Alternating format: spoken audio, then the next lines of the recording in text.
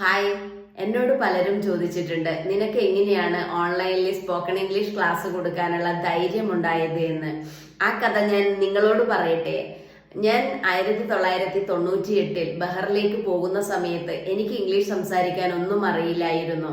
ഞാൻ അവിടെ എത്തി ഒരുപാട് സ്ട്രഗിൾ ചെയ്തിട്ടാണ് ഇംഗ്ലീഷ് സംസാരിക്കാൻ പഠിച്ചത്. ഞാൻ ബഹ്റൈനിലുള്ള ഒരു ഇൻസ്റ്റിറ്റ്യൂട്ടിലാണ് എൻ്റെ ഡിഗ്രി BA ഇംഗ്ലീഷ് ലിറ്ററേച്ചർ പഠിച്ചത്. അതിനുശേഷം ടീച്ചേഴ്സ് ട്രെയിനിങ് എടുത്തു. അവിടെ സ്കൂളിൽ ടീച്ചറായിട്ട് വർക്ക് ചെയ്തു.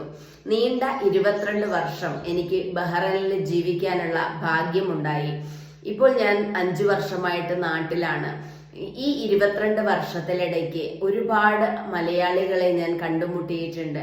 BEd ഉണ്ടായിട്ടും ഇംഗ്ലീഷ് സംസാരിക്കാൻ അറിയാത്തത് കൊണ്ട് ജോലിക്ക് അപേക്ഷിക്കാത്ത പലരെയും എനിക്കറിയാം. ഉയർന്ന വിദ്യാഭ്യാസം ഉണ്ടായിട്ടും സർട്ടിഫിക്കറ്റ് ഉണ്ടായിട്ടും ജോലിക്ക് അപ്ലൈ ചെയ്തിട്ട് ഇന്റർവ്യൂവിൽ ഇംഗ്ലീഷ് പറയാൻ കഴിയാത്തത് കൊണ്ട് പ്രൊഫഷണൽ ജോലി കിട്ടാതെ ബിൽഡിങ്ങിന്റെ പണിക്ക് പോകുന്ന പലരെയും എനിക്കറിയാം.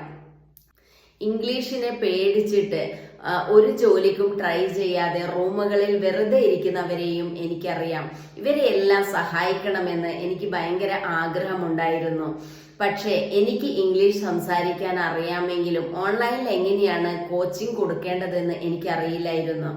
ഞാൻ ഒരു മെന്ററുടെ കീഴിൽ ഇപ്പോൾ പഠിക്കുകയായിരുന്നു എങ്ങനെയാണ് കോച്ചിങ് കൊടുക്കേണ്ടത് എന്ന്.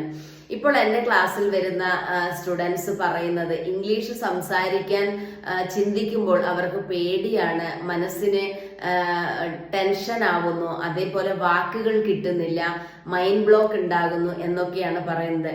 അപ്പൊ ഞാൻ സൈക്കോളജി പഠിക്കുന്നത് കൊണ്ട് തന്നെ ഒരു പ്രത്യേക രീതിയിലുള്ള അഫർമേഷൻ ടെക്നിക്ക് ഉപയോഗിച്ചാണ് ഞാൻ ഇവരുടെ മൈൻഡ് ബ്ലോക്ക് മാറ്റി കൊടുക്കുന്നത്. അതിനുശേഷമാണ് ഞാൻ ഇംഗ്ലീഷ് സംസാരിക്കാൻ ഇവരെ പഠിപ്പിക്കുന്നത്.